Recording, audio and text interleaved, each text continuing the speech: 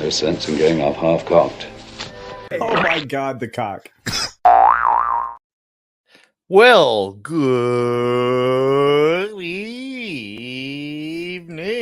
How are you all doing tonight? Thank you for your patience. I figured, we had at least a few gentlemen going on all up in here. So hopefully you all have a good Sunday night. I know it's President's Day in a few minutes, technically. For some, it already is. So why not for the next hour, maybe 90 minutes, just kind of shoot this shit, just hang out. Yeah, why not? It's chat, really. There's no big, topic, but maybe we'll let Price of Reason go off about Madam Web because he did see Madam Web. Obviously there's a lot of you in here. Let's put it this way. Super chats are obviously not required, but if you do have a question, that will increase the likeliness of your question being answered per se. So, anyways, without further ado, let's acknowledge a few of the great members in our chat because we see a lot of our channel members here. So, what's up, Tyrannus Cygnus, Vulcan Lives, the Comic Relief Crusader, Keely Chow, Equate Damasin, Empress NM, Matthew Marzillo, 11 Alpha, Equate Damasin, hello. And those are our channel members right here. Josh Post, hey, what's up, Lester? Nice to see you, buddy. Thanks for dropping on in here. All right. Hey, RJ Godzilla. All right, let's bring in our dudes here. We'll start off first with the man who hosted the mightily, epically huge show. Tom, that was epic. What? I think I pooped my pants. Is anybody on my diaper changer? Is that? Oh, this is where it is. Is it past your bedtime, Mr. Non-President? It's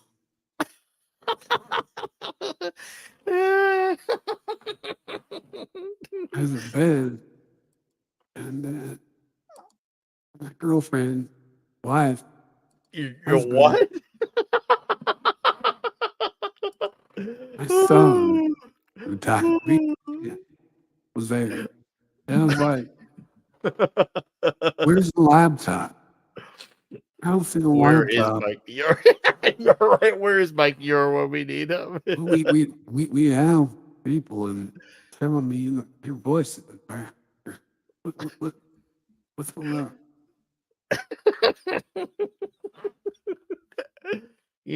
I don't like that you did away with Bat Tom, Joe. But you know what I do know, Joe, is that our buddy Price of Reason, he saw Madam Web. Do you have any feelings about Price of Reason seeing Madam Web? Do you feel like he should went and see the Batman again? Any feelings of angst or resentment? You know how I feel about the Batman. Okay? We're not going to talk about the Batman. People are here. Hi. Well, I think they came here to hear you. Anytime Bat Tom shows up, it's like you're like a default star of the show, sir. I don't understand. I live in the dark, okay? In the shadows. I'm not trying to do this for attention. That's right. I gotta go. I gotta go kick the Joker's ass. Okay. Well, I'm sure he's doing something wrong. Make sure you tell Dick I say hello, okay? Oh, Robin? I don't know who Dick is.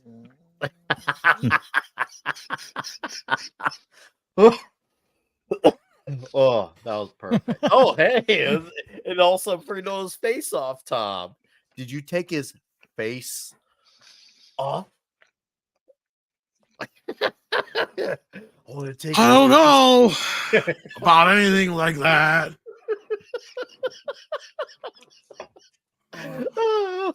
More of a facial protector.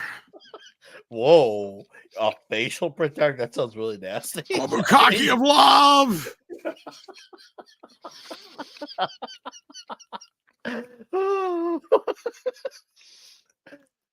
Uh, anyways, how's it going, Price of Reason?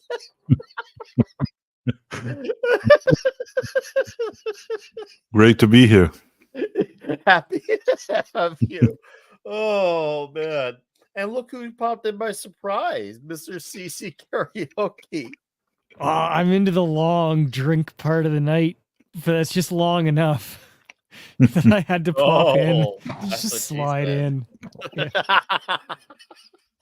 Dude, yeah, that show is very special in more ways than one. That was quite something. So Price, let's just get into the thick of it, man. Let's give it to the crowd. Let's hear your thoughts about the masterpiece, the best movie of the year. That's called Madam Web. Well, I actually, I always give a grade, like a rating when I do a video review. And this Yeah. one got the worst grade I've ever given a movie to date. Like ever? From when I've been reviewing movies, this is the movie that got the lowest grade, and I gave it 1 point out of 100. Oh. I'm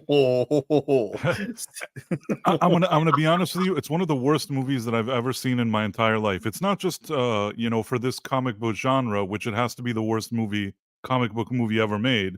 But I'm saying that it is legitimately one of the worst movies ever made. And when you consider the budget that they had $80 million,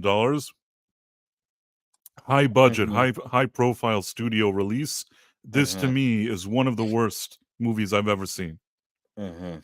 Like every aspect of the movie is bad. The acting is terrible. Even actors that maybe can or can't act, they seem confused. They don't know what they're doing here. Or they seem like they don't care and they just want to collect their money and leave. Worse than Halle Berry's Catwoman. Halle Berry at least looked like she came there and she wanted to have fun and she looked nice. That was something at least. There's nothing here. They have Sydney Sweeney, who looks like a dumpy 16-year-old girl that they did a Rose Tico, like she looks bad for some reason. I don't know why. I'm hearing they really didn't lean into the boobies very much. No, they wanted you to think that she has none at all, that no woman has any. Every single thing you can think of that they do, the kind of annoying stuff that they do these days, they did it in this movie, and it's just sort of implodes. But it's so bad that it's not even like the Marvels. Even the Marvels, which wasn't a good movie, maybe I gave it a 30 out of 100 or 35. I don't remember what it was. I said at least the actress has tried, at least somebody tried to do something. In this movie, there's no redemption. Every single thing about it is the worst I've seen. Directing, the worst. Acting, the worst. Screenplay, the worst. Editing, like I'm telling you, the person that edited this has never edited a movie before. I'm convinced of it because this doesn't look like somebody that edited a movie. Lighting, even things like lighting, the lighting isn't good. People are talking, there's all this ADR, and it doesn't fit what their mouths are saying. The villain, it's the worst acting of a villain Ezekiel Sims. Dude, they changed that story arc of that character completely for this movie, which is obviously is the least shocking thing. But we'll get into as you go on. Ugh. So I know some people say it's not his fault, but I personally think that that's like the worst performance of an actor as a villain that I've ever seen. He sounds like I was saying in my video review. He seems like Tommy Wiseau in The Room, only as a villain. I sat there in the theater. There were moments that I was just kind of, I wish the movie would be over, but there were other moments that I found myself laughing hysterically, like laughing so hard that if I wasn't alone in the theater, somebody would get annoyed. And there was a moment that I'm like, "Oh, stop cackling! Somebody's going to get upset." And then I look around and it's just me watching this awful thing. Does it make Eternals look like a piece of art? I think Eternals is bad. It's very, very bad. And I'd give it only a few points more than this. But somehow, even Eternals makes... It's tough. Don't get me wrong. Eternals is terrible. But I think even the Eternals maybe has like something that must be better than this. I can't even explain it in words. It's bad beyond anything. Nothing could have prepared me for what I saw in that theater, and it's something that I'm surprised that Sony even released it. I would think that Oh, I'm some not surprised. I would think that some executive, especially Japanese people, that they want to save face, that some executive would come in and say, you know what, let's do a Zaslav here. Let's just use this as a tax write-off. It's best if nobody ever sees this. They would be better off. I'd have more respect for them if they did that. Well, you're actually trying to come from a place and perspective of respect, and no, it doesn't sound nowadays. I feel like for them to can this movie, they just see it as, especially with the quotas that this movie was trying to meet, they don't want to admit something like this is bad or failed.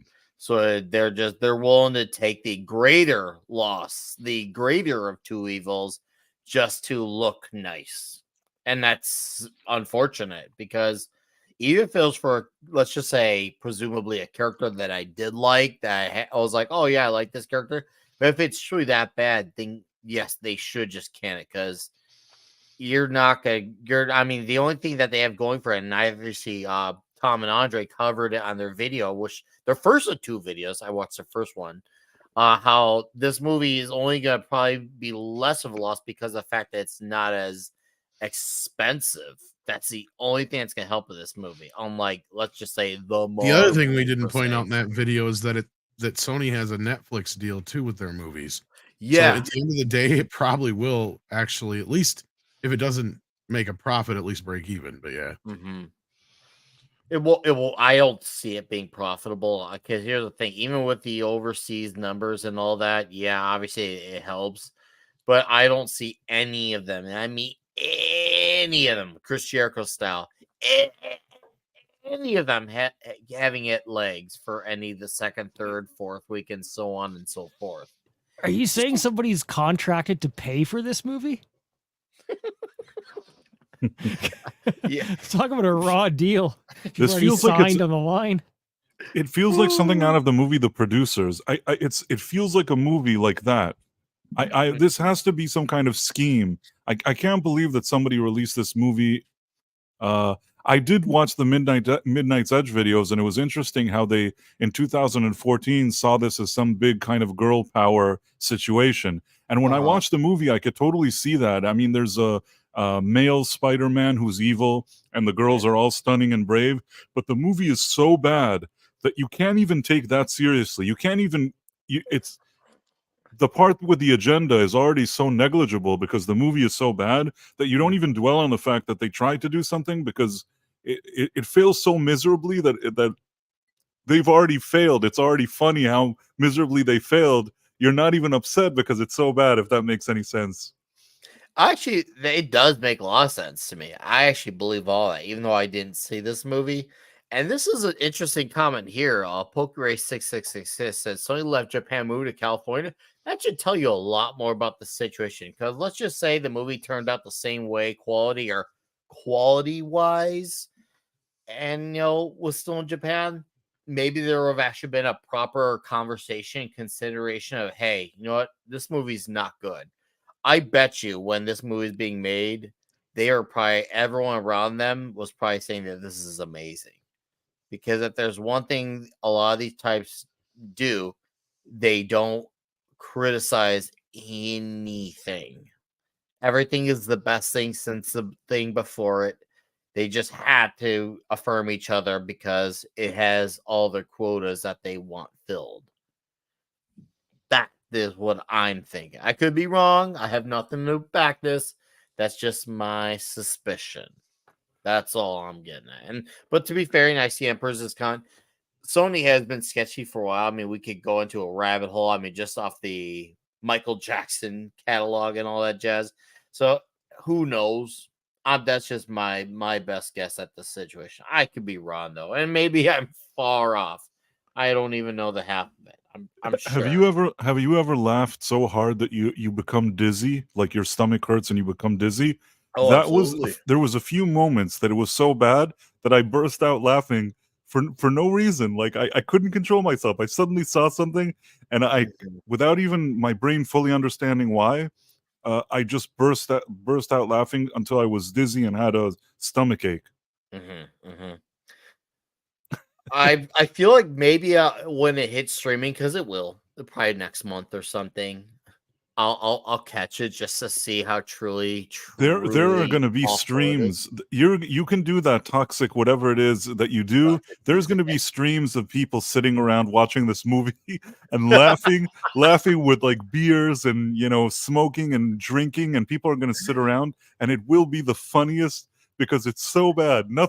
I don't think people understand it because only I saw it, but I don't think people can understand how bad a movie can be until you've seen this movie. Oh man, you're kind of at me a little. I'm not gonna lie, you're kind of getting me intrigued on this. But that's the only way I can describe it. I can't think of something worse than this. It's nothing in this movie fires like on the right cylinder. It misfires on all cylinders, if that makes sense. Baby geniuses. So this movie might be historical for all the wrong reasons for them, but the right reasons in our eyes, because we're having conversations for years on why this movie. This may become a cult for sitting around and watching. It could be. It could happen because when something is so bad, I feel like something needs to happen. Yeah, but I mean, at least with Morbius, there was cool shit happening, right? Like I've heard people review this movie now. I don't know, at least a dozen people or better, right? I've not even had to really watch much of it outside of clips and stuff to kind of get what happens in it. But I'm not going to sit here and pretend I've seen it. But to me, it's like this movie just sounds like it's a bad fucking movie. Like nothing happens for 90 minutes to almost 2 hours. Then something happens and it's over. That's what it sounds like to me. Like you don't ever really get to see them do anything in their spider suits, really, it sounds like. And still, I've heard and all that kind you're of shit. absolutely right. The story is terrible, but it's like basic things of the way they're acting in the scene. It feels like they're in a rehearsal. It doesn't feel like these are real actors on a screen acting. And I don't know how to explain it to you. Not only that, the audio mixing. It's whoever mixed the audio. It's as if every person here, it's as if the first time they've ever done something. The audio mixing, I think there's parts that I couldn't hear what they were saying. I don't know if it's me or my hearing or the sound in my theater, but it could also be that they didn't even bother mixing it properly. And editing, okay, I'll give you an example. It feels like because nothing is happening in the movie, they told the cinematographer to take liberties to try to make the cinematography interesting. So there's all these different scenes that they just film a person, and then he like does this like plays around with the zoom, like in and out, like rapidly, as if it's like the screen is shaking with the zoom for no reason. It's like these two people are just talking and the zoom is just going in and out and you can't hear what they're saying, and then there's all these jump cuts in the editing, and then they can't act either, and then they're ADR'd with like an AI. I don't even know if it's the real actors. It's something. It's mind-boggling. I can't explain it. I really, it's a sight to see. Echo was an awful show, right?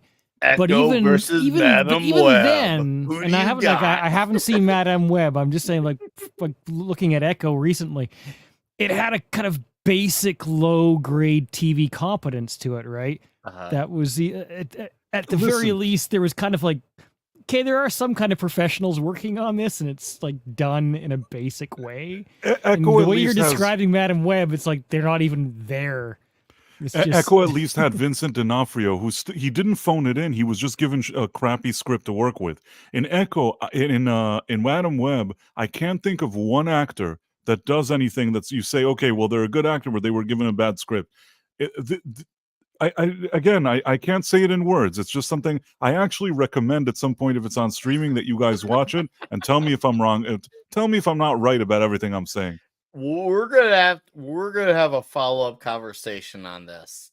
I think we're gonna be. I think the more you tell me, the more I feel like you might have same legitimate points that this may be talked about for ages for all the right reasons for us, and once again the wrong reasons for them. You know what?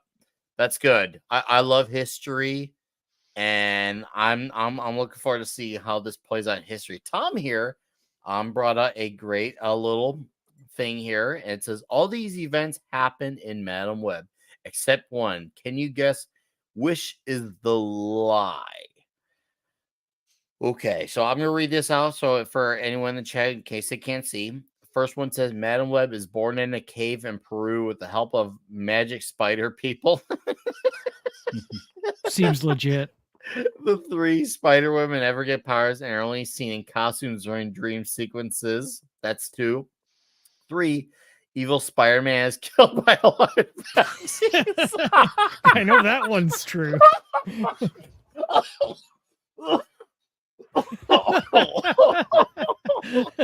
That's true. Madam He is Web killed by a large Pepsi sign. becomes wanted for kidnapping by the NYPD. Madam Web runs down evil Spider-Man in her car twice. Peter Parker is born but not named. Madam Web inexplicably splits into 3 ghost-like copies of herself near the end of the movie. Okay, if I had to guess what the lie is, I'm gonna say, well, would the Peter Parker one technically be considered a lie if they showed him but they didn't know him? It's kind of like you get the idea that it's supposed to be him. I don't know. I actually don't know. Okay, You I've guys have to watched all correct the me on this. reviews, so I'm gonna vote NYPD, and I could be wrong, but that's just my gut. From No, my actually, vote. this is a weird trick. they're all true? No. I'll tell you, it's a semi trick one. There 97% of what you see here is true. There's one thing that's inaccurate. It says that she runs down the evil spider twice in her car, but the truth is, once she steals a taxi cab and becomes a fugitive, and then she runs him over with a taxi cab. And later in the movie, she hijacked an ambulance, drives it off of a building that I think from like the second story of the building, and instead of the ambulance falling apart, it just conveniently lands in the street, and then I think she runs him over. It's again a blur to me because it's so bad and there's so much nonsense happening, but I believe that once it's an ambulance, once it's a taxi, so it's not exactly in her car. So that's the inaccurate part. All the rest is 100% true. Wait, It should she's just in a say in a taxi? vehicle. She's in a taxi, and then in the next shot, she's in an ambulance. Okay, no, at one part in the movie, she steals a taxi, and then later she steals an ambulance at a separate part. 2 different vehicles. Yeah, okay. Yes. Wow. I think for These convenience, they changed it all to that in this, but they happen. should have worded it differently. Yeah. So okay, now here's where this is interesting because I see that thing where it says I'm kidding, they all happen. It says Peter Parker's born not but not named. That reminds me of the Sony Marvel deal. So because we've heard the stories about how the MCU cannot use Uncle Ben as a character. They've only given out nods, like little hints, like obviously the initials on the briefcase in Far From Home or in Civil War when they said the bad things happen. So there's been subtle nods to it, to the origin, which is to me fine. If you're acknowledging that it happened vaguely, okay, great.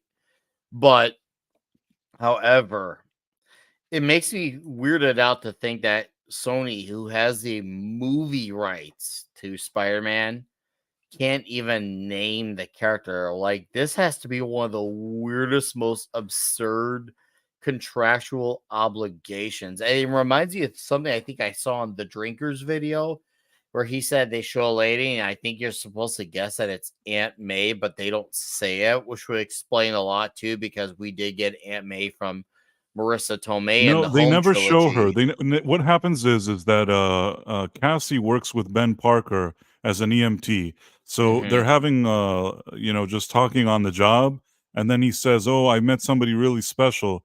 And then she says, "What's her name?" And then he makes a face like it's a secret. And then they talk about something else. So he never says the name. And then when Peter Parker is born, they don't say that he's Peter Parker. They're just like, "Oh, the baby is born." Yes. And then See, that's what's odd, because even though it's his uncle and May is his aunt, his parents are Richard and Mary Parker, and obviously they had to go away, and that's why they were passed on to Ben. Richard and May. is missing from this. They only have Mary. Of course, Richard's missing. I had the dad missing. Imagine my shock. Right.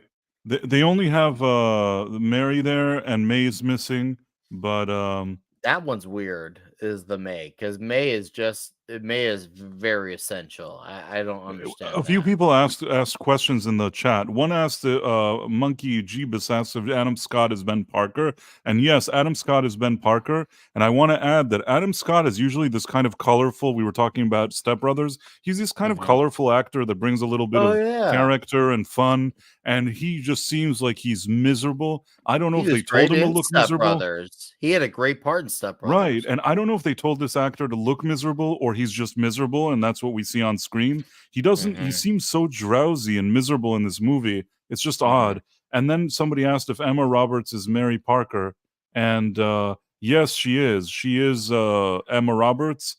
Again, Emma Roberts at some point, not that she's my favorite actress, but at some point she was actually getting real roles in movies and stuff. This is sort of a weird side role. You barely even notice that she's in the movie, and she's pretty much irrelevant. I don't even know why she, I don't know why they even needed somebody with any kind of name to be that character, because it's the character is so irrelevant. But the whole movie is irrelevant, so what do I know?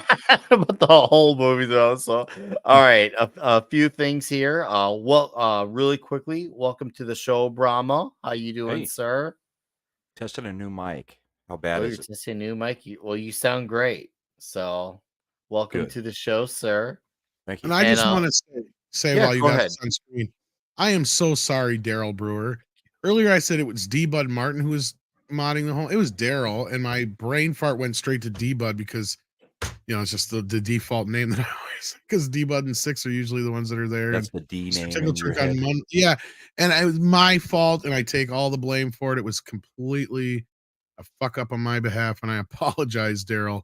Yes, Daryl did a great job tonight on the show, being pretty much the solo wrench from what I noticed. Six was there for a little bit, and I think a couple other people popped in and out. But yeah, Sarah, just thank you again, Daryl. I'm glad that you hopefully forgive me. I always fuck something up when Six is not there. So. Shout out to Daryl Brewer. And speaking of Daryl Brewer, he became a member of the channel. Not just a member, but a huge member. Thank you, Daryl Brewer, for becoming a channel member, sir. Guys, we got members popping up like crazy. And thank you for subscribing. Oh my God, the cock. Oh my God, the cock. Thank you for subscribing, KShave42. We are literally only one sub away from 1900. That's really cool. That means we got to get the sub then. Yeah, that means we'll have to have a 2K party in the next month or two. Because, well, why would we not? It's a party. I love partying. So, Brahma, how was your weekend? Before we continue on with Madam Web controversy. Oh, not bad. Not bad? Okay. I did go to the Avs game today, and we won, so that was good. Spent some time with the youngest. We went on a daddy-daughter date to the Avs game. So nice. That was good. The weekend was just short, like usual. But I actually did see Madam Web. So we got two men who saw Madam Web. He's talking about. This is good timing because Price had to go away for a teensy bit. So you can tell us about your life perspective. And before you do, Release McCracken Culture has taken the night off. He's okay. He needed to take the night off. And that's why he got me. Whoa, I didn't know that Brahma had a son. Oh, never mind. That's Brahma Bull. Holy shit. Yeah, the hat changes things. Yeah. But yeah, the movies. And the jersey. I'm so used to the smoking jacket. Yeah, well, I never changed after I got home from the game and figured I'd just jump in. But yeah, the movie's not good. Oh, wow. At all. But tell us about your life experience. Did you feel changed? Did you felt stunning watching it? Well, I saw it in a different way than most of you because I didn't go pay for that crap. But yeah, I mean, there was weird stuff like the end scene, the end fight scene. They're in a fireworks, a fireworks warehouse, and fireworks are blowing up brick walls, blowing up helicopters, blowing up signs. I mean, like Roman candles, just blowing up brick walls. Makes sense, right? I have to say though that by the time I already got to that point in the movie, it's like nothing even mattered anymore. I didn't even, you know what I'm saying? People bring up that fireworks at the end, and it is awful and stupid. But if you've already gotten to that part of the movie, you're just like, of course there's fireworks. Yeah, and a but Pepsi sign, of course. That's what I was thinking to myself. But that's the weird thing. I've been on 3 streams talking about Madam Web, and nobody has gotten to that point in the movie yet. Everybody's talking about what happens in the first 45 minutes and how horrible that is. So you get tired of talking of it before you get to the fireworks blowing up brick walls. You know what? Even in my review, I just said there was a dumb showdown in the end, and I didn't even focus on the fireworks. I just kind of like glossed over the fact that she goes blind or whatever it is. But the truth is, it's like I said, when you're watching something that's so bad until that moment, well, how can you even take that seriously anymore at the end? And I do agree on the acting. I also, Cassie is one of the most insufferable bitches I have ever seen kind of put on a movie. Which one's Cassie? That's Dakota Johnson. Web? Oh, that's the main one, Madam Web. The others are just useless. I mean, there's no reason for them to be there. But, well, I guess except to drive the supposed plot of she has to protect them, even though she hates everybody. So this DEI chick does plot. not like This people is at all. Plot. A DEI plot. There's really not a lot of woke in it. It's just bad. But I mean, they were there to meet a about quota. this one because even of the woke. If it's not woke. No, it was there to meet a DEI quota. I actually disagree. I think at its heart, it wanted to be woke, but sometimes when something is so bad, it kind of clouds whatever wokeness was even supposed to be there. Obviously, there's an evil Spider-Man. There's girl bosses. There's girl bosses getting rid of the evil Spider-Man. The evil Spider-Man is upset about the girl bosses. Real quick, the only time they eliminate Spider-Man is in dream sequences. At the end, he's kicking their butts. I mean, they're not girl bossing because they have nothing to do. I mean, all it is her telling them when to jump or to fall down or to fall over because a firework is coming at their head. I mean, they didn't really girl boss it because only because of incompetence. Only because of the production's incompetence. I'm saying that if this was a more competent production at its heart, it probably wanted to be that. But the reason why people aren't dwelling, even me in my review, because I actually said it, that even if there was some kind of underneath the surface type of quote unquote wokeness or whatever you want to call it, it's so negligible because of the poor production value, and the movie is so poor that you don't even dwell on it. Much like the fireworks at the end, when something is just so bad, it's hard to take any aspect of it seriously, at least for me. And somebody in chat said at least they're cute. No. They're supposed to be 15, 16-year-olds, so they like chest bind Sydney Sweeney. Yes. They have them as frumpy looking as possible. These are, I mean, if they are attractive actresses, you're not going to find that in this movie. Because Sydney Sweeney, although I don't like her face all that much, we all know about her body. And yeah, they completely bind them so that you can't be like, oh, these 15, 16-year-old girls are attractive, because that would be bad, even though they're 25-year-old actresses. So basically, they Tobey Maguired them in a sense that they got, suspend your disbelief that they're playing characters much, much younger there. Basically, almost half their age, if not half their age. Well, they're 10 years younger. They're jailbait when in real life they're not. But at the same time, they don't let them be, because they completely get away from Sydney Sweeney having a massive chest. So like every TV show from the 90s where 20-somethings are playing teenagers? Yeah, the OC and all that stuff. Yeah. Why even hire her? Why even hire her if you're just going to make her look like... Because I think they wanted a sequel where they could age them up and say they've been training for 2 or 3 years and then have her in skin-tight outfits. I mean, that's really audacious that they thought that there would be a sequel to this movie, but... Whatever. Yeah, no crap.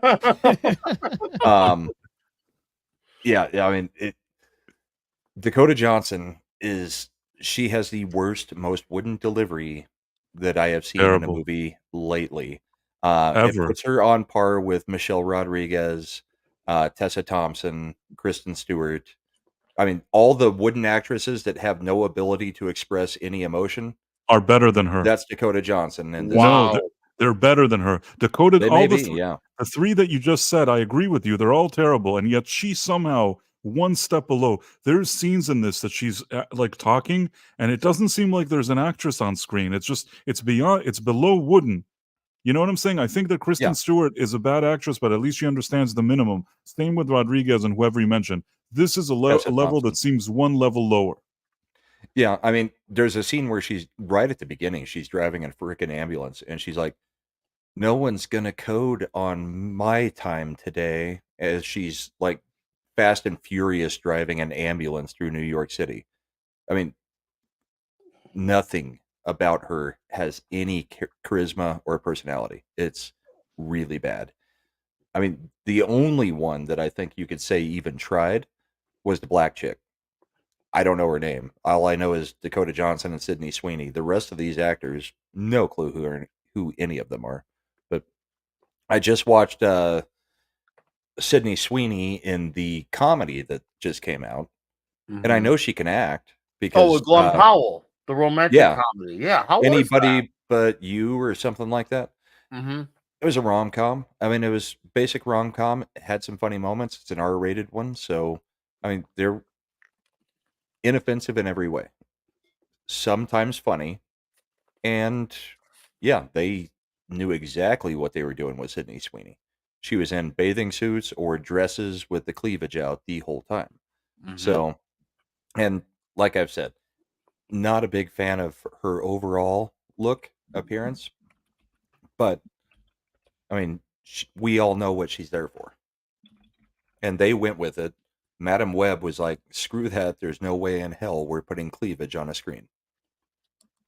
I wonder how much money a company like this has to lose in order for them to be like, is it really worth losing all this money just to act like we care about a cause that we don't care about? Because let's be real here, they don't.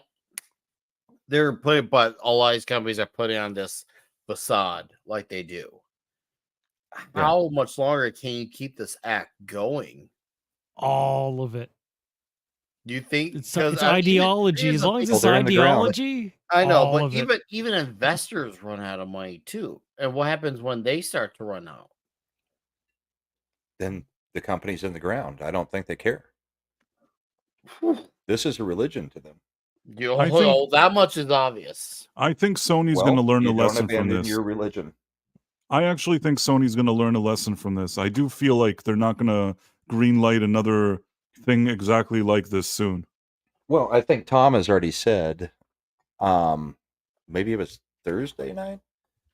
The guy who's in charge of Sony right now does not like comic book movies at all. I mean, chances are he doesn't care to greenlight anything comic book movies.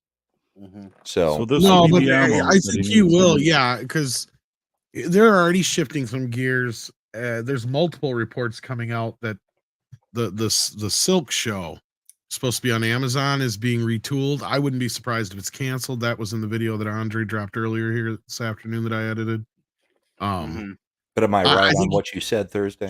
Yeah, I think you're right. Between the fact that Tom's not a fan of this shit anyway, and he just as soon let Kevin Feige and those guys over at Marvel keep making them $1 billion Spider-Man movies so he don't have to deal with them. Right. Yeah. Like he just as soon make movies like Baby Driver and I prefer that. Yeah, he likes stuff that's more original. He likes making movies. He's learned that you have to embrace the blockbuster, but he's also somebody who's quick to pivot if shit don't work. Right? Like he was the one who cut the budget on Ghostbusters 2016, and thank God he did, or it would have lost him even more money. Mm-hmm. But then he made sure when they made Ghostbusters Afterlife that they had a modest budget. So like, I mean, what few sequels and things that he has greenlit, have been far and few between for Sony because they don't really do a lot of these things.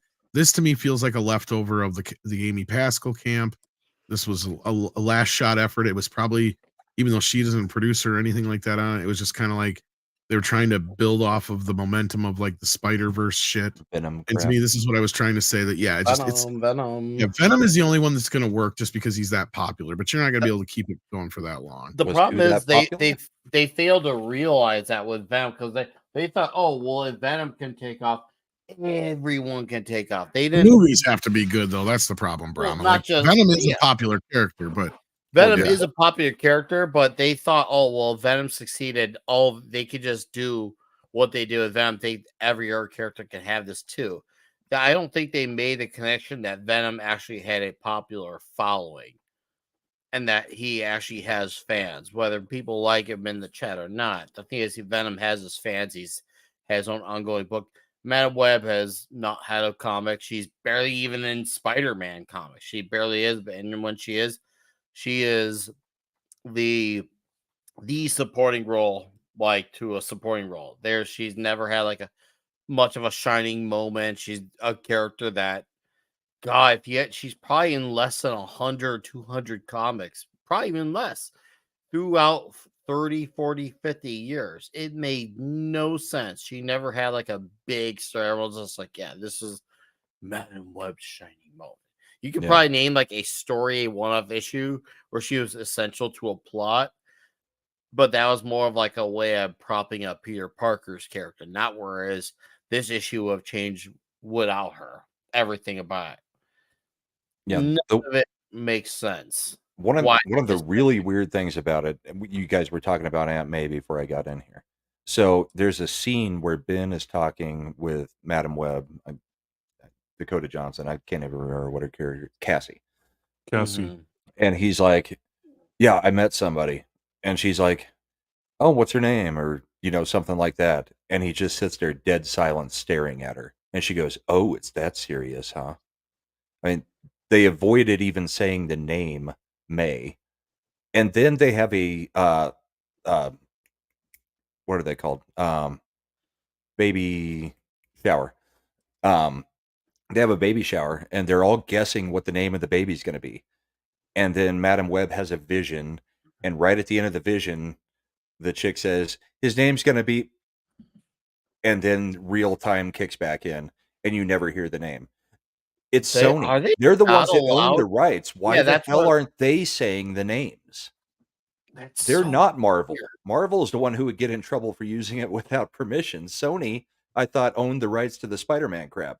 So why the hell are they avoiding the names? Because they made it pretty damn obvious who it is. It's Ben, is Uncle Ben, and they make sure to say probably 20 times throughout the movie, he's going to make a great uncle. Wow. Well, here's the thing. Okay. This is what I try to get people to understand about this deal, at least from what I understand. Okay, because I obviously don't know everything, because we've never been able to see the actual contracts. We know things up to a point where the emails cut off. Otherwise, we hear whatever Andre's heard from certain people and whatnot. I don't have a direct source on any of this stuff as far as like what's going on or what the deal is or anything like that. But from what my understanding is, the original deal was made for the original set of films. We know that. And when they made that deal, Amy Pascal made sure that they could not use the exact same versions of the characters as the original version. So we literally had like this 25% different deal. That's why we have like MJ instead of Mary Jane. And we have characters that are like Miles Morales characters, but they're morphed into, Spider-Man universe characters and such like that. And you don't have Uncle Ben exactly the way he used to, et cetera, et cetera. Those are all elements of that thing, because her plan all along was to have Spider-Man in a couple MCU movies, and they were going to spin it off into the Venomverse and do their own thing for years and lead people to believe that this was all part of the MCU still. And this is still continuing because you have people who are involved with this movie, and I believe even the main star herself saying it, that they were all duped into thinking they were going to be in an MCU film. See, because here's the thing. They made that new deal, the original deal, because if you remember right, and this you're going to have to rewind and remember this because it's a couple years back now, there was that report that Disney had not heard from Sony for 6 months on what was going on with another Spider-Man film, or if they were going to allow them to keep going with the Spider-Man deal. What it was that was in that time period, Amy Pascal was planning on yanking Spider-Man out of the MC universe and put it into this other universe. And that's kind of why the movies ended the way they did and all that stuff, and the way they were going to a point. And she was kind of pushing them that direction so they could have this out, right? Well, Tom Rothman got word of this and said, no, you're not You're not fucking doing your own thing. We already know what happens when you guys do your own thing. Blah blah blah blah blah. And he wasn't. Venom was a success, but he still wasn't overly happy about Venom and such. So basically, at that point, he's like, "Quit fucking around. Just make a deal." Basically, and that's when the deal came across for like 5 more movies, and Disney got a better deal this time out. So I'm sure that they cannot use those characters now.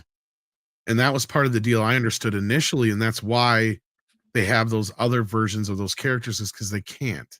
Which It's would a- absolutely it's a make it moratorium pointless on to start anything in a Spider-Verse if you're never going to have Spider-Man in it. Mm-hmm. That makes This it is- She was even always planning on more doing it, dumb but to yeah. do this crap. No, she was always planning on doing that to pull one over on people. And I know a lot of people are always like, pull him out of the MCU and put him back into Sony. And then this and Morbius and shit like that are things I hold up and remind them that this is the kind of shit we would get if it was just Sony, though, guys. You got to remember who's in control of these properties here. Now, it's like the lesser of two evils when it comes to the MCU, right? Sure, Spider-Man Far From Home wasn't that great, but No Way Home knocked it out of the park, right? So, and he's great in Infinity War and Civil War. He was pretty good in and stuff like that. So at this point, they've done pretty good with Tom Holland being in the MCU. I don't think they should rock that boat too much, but it doesn't matter because the MCU is shot and Spider-Man's the only thing holding it up. So yeah, it's kind of like they both need each other more than they be on their own at this point. Because we know Spider-Man again after Amazing Spider-Man 2, for instance. It's as I said way back when. I think it's probably a little better. No Way Home did almost $2 billion at the theaters. Right now, Spider-Man's this movie character that is dealing with 2 parents that don't like each other, who are fighting over who gets to do what with the kid. He is dealing with divorcees, and these divorcees both think they know what's best, but no one wants to admit the other has a good idea about anything. They both just want, it's all egos, it's all BSery. No one, they just want to have control and hope that the other side will just bend over. And obviously they're at a point where, wow, Sony's tanking, MCU's tanking. The last thing that did well for the MCU was not an MCU thing in terms of the company it was released under. Obviously, as far as continuity goes, yeah. But you know, watch the way No Way Home was, the way the movie ended. It felt like an ending that they were hoping to intend for him to go off and write him out of the MCU. It felt like a way to say, hey, we can use this as a way of springboarding off our own movies with these characters and doing something there. But obviously that's clearly not been the case. It's now been over 3 years, going on almost 3.5 years. We've heard nothing, and we've heard on again, off again of what is, what isn't happening. They might not even come to a deal by the time the Avengers movies that come out that no one cares about come out. And if that's the case, they're gonna be even more screwed. I think Granted, they Disney already still has him for like 1 or 2 more appearances. well, That's the but thing. Who the hell are the Avengers at this point? what we heard, way back when, because I remember, I think I can't remember if it was on a live stream or if it was on a video. Your channel did, Tom, but I thought the deal was they're hoping to do another trilogy of movies, and then 1 or 2 guest appearances in other movies. It was something along those lines. I think they got at least 1 or 2 more appearances because I think he's supposed to be showing up in the Avengers films. Then I think that finishes off this second round of the deal. And then from there on out, Tom Holland has said that he hopes that they come to some conclusion for a third, or for a 4th, 5th, and 6th film, basically. And I think that Tom Rothman will want them to make that deal because, like you guys just said, Spider-Man: No Way Home was one of the highest grossing MCU fans of all films of all time, and it's the highest grossing Spider-Man film of all time. Even with inflation, I think it. Yeah, it is. I don't With even think inflation, it Spider-Man, is. the first or second or third one, come close. So yeah. The first one sadly did not do the numbers of the third one, but the third one also had the goodwill of 2 to at least have a huge opening And it had weekend. Venom. Yeah, it had a big opening weekend. Number 3 did, but the problem is once the number 3 was the highest grossing one until No Way Home, actually. Oh yeah, well I know, but that's what I mean. It had such a good, strong opening weekend that they immediately had the built-in audience right off the bat. But if you look, Oh at yeah, the I think it weekends had the that record for followed, opening weekend and shit yeah, like it that. did, Yeah. it did. But then the drops happened, and the drops are gigantic. I don't But remember it. See, at the time, I don't remember the movie dropping off as much as people ended up hating it after the fact. mhm. I don't think it had as much competition than Spider-Man 3. I remember that movie just did buco box office because that's the one that came the closest to $1 billion before. Yes, it And with was. inflation, I think it would be just over $1 billion. So I think that's the one that's. It just wasn't a great movie, or not as good as the Oh, previous two. But it was all right, but it wasn't great.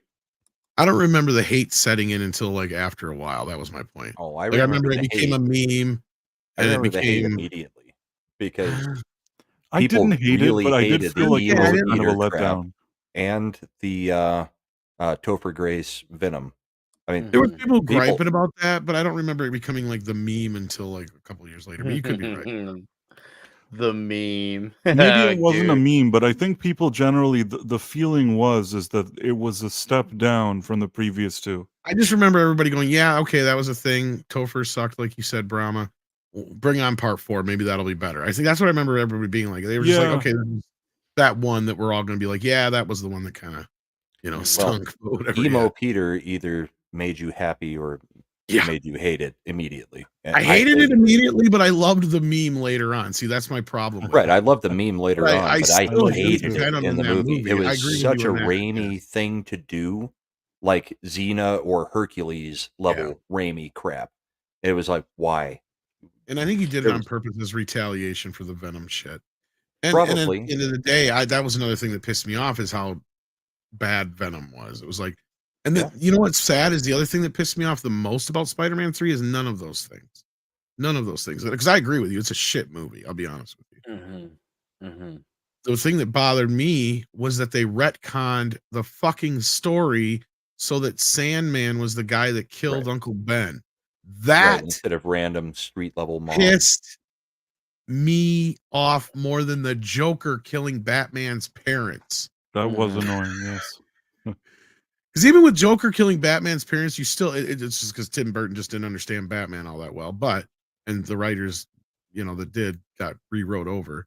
Like at the end of the day, you still could have worked with that in a way. Like it could have just played into this dichotomy of Batman not being able to kill him because he wants to be brought to justice. You know what I mean?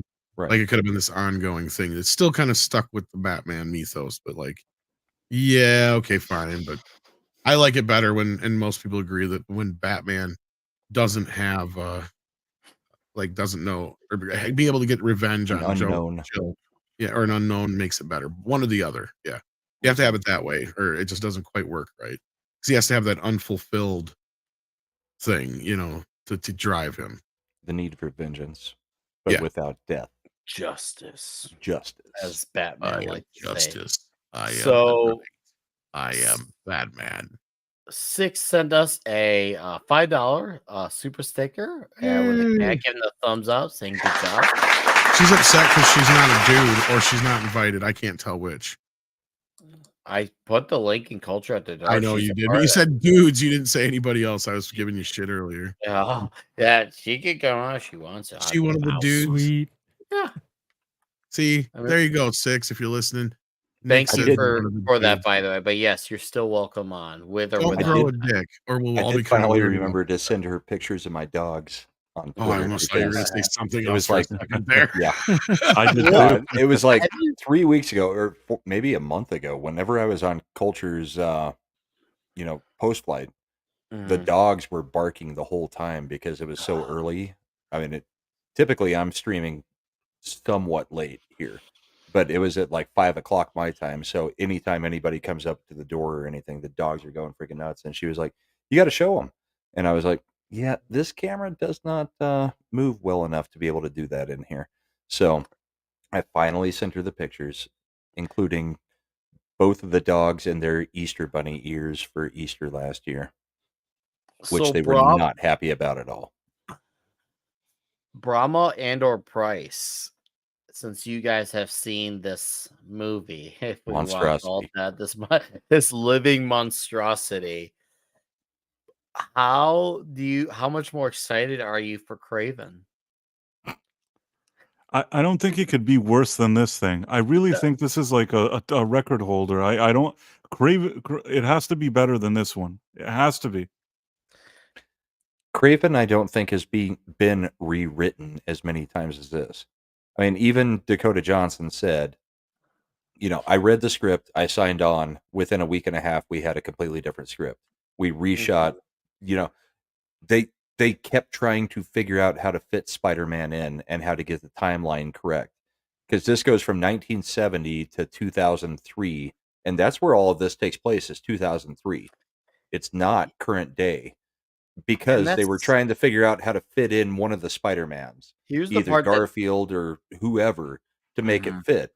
Craven, I don't think they'll do that. I don't know either of the characters, Madam Web or Craven. I have no affection for either of them, so I don't really care. I just saw the movie because, what we do here. Yes. Oh, yeah. So, what was I going to get at with this Craven thing? Yeah, Craven's a character who obviously is a villain. He's not an anti-hero. Fuck you, Sony. He's not an anti-hero. He's Isn't a villain. He the big game hunter? He's a hunter. He definitely he has a serum, gives him his jungly powers and all that stuff. He can take on big beastly animals. He's a great character. He's had a couple legendary comic stories. One very notably called Craven's Last Hunt, which is a very popular story in the 80s. I've read it many times. One of the best Spider-Man stories of all time. But he's not an anti-hero. A, I'm going to repeat that. B, he's not a character that should have a movie at all, like full stop, ever. He's a character who's a villain to a hero.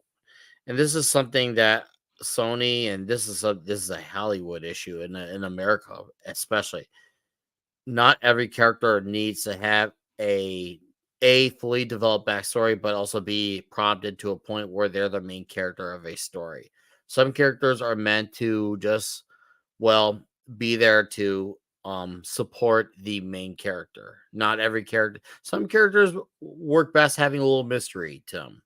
Some characters are best to be the main character. If there's a character that people are like, hey, we really like this character, maybe someone should do something about him. That's how Venom happened. The market responded with Venom because Venom wasn't intended to have his own comic. People like Craven for being a villain. They didn't want him to be this character who has his own story to tell. They'll give him a sympathetic arc. Oh, you know why? I know. Because politically, nobody can be actually evil. Nobody can be an actual villain in anything. Everybody must be an anti-hero that is facing a hero, if anything. But politically, nobody is evil. A concept except for an orange guy. That only evil person, and anybody who might vote for him. A concept that I strongly reject is that whole not everything, there's no such thing as bad, there's just misunderstood. Yeah, that shit can fuck right off. But that's once again, that's the personality you got dealing with when you have people who relate more to the villain that they and that's what's sad is where I know this isn't necessarily a Disney film, but this just shows you the mentality of the type of people that have infiltrated all these fucking companies, right? Is that they don't even understand the fundamental things like the villains in Disney films, right? Though, right? And that's like they keep making them be something that should be praised in some way. I mean, and they're so even the new Oz movie, Wicked. The whole thing is what about the Wicked Witch actually being misunderstood? And I'm not going to try and give that one a pass, but that was one that was actually a play first and was written years ago, and that's the one that kind of kicked off the whole fucking thing. Right.